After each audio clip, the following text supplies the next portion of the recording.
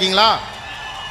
என்னைக்காவது அந்த கேள்வியை கேட்டுக்கோமா? விவசாயம் காப்போன்னு சொல்லிட்டு வாட்ஸ்அப்பில் டிபியில் க்ரீன் கலரில் ஒன்றை வச்சுட்டு எல்லாரும் தற்கொலை பண்ணிக்கிட்டு சாகுறான், இந்த தலைநிறுத்து எப்போ மாறப்போகுதுன்னு கேட்டுக்கிட்டு இருக்கிறத நிறுத்திட்டு ஒரு விவசாயி தன்னம்பிக்கையோடு திருமணம் செய்து கொள்வேன்னு ஒரு பெண் முன்னால் வரட்டும், விவசாயிக்கு தாண்டா பொண்ணு கொடுப்பேன்னு கங்கணம் கட்டிட்டு ஒரு அப்பனும் அம்மாவும் நிற்கட்டும், தானா இங்கே விவசாயத்துக்கு மரியாதை வரும்.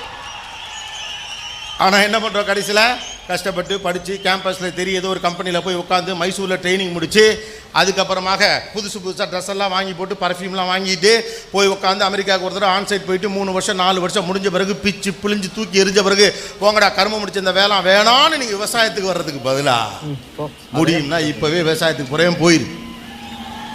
என்ன தப்பு? ஆனால் நம்ம என்ன பண்ணுறது தெரியுமா? யாராவது ஒருத்தர் விவசாயம் பார்க்கட்டுங்கிறோம். இங்கே எல்லாருக்குமே பிரச்சனை அதுதான். எவனையாவது ஒருத்தனை தீர்வு சொல்கிறீங்க. இந்த சமுதாயம் மோசமாக இருக்குது. நீங்கள் யார் ஜி? ஏற்று வீட்டுக்காரன் மோசமாக இருக்கான், பக்கத்து வீட்டுக்காரன் மோசமாக இருக்கான், சைடு மோசம், லெஃப்ட் மோசம், ரைட்டு மோசம்னா நாம் எங்கே இருக்கோம்?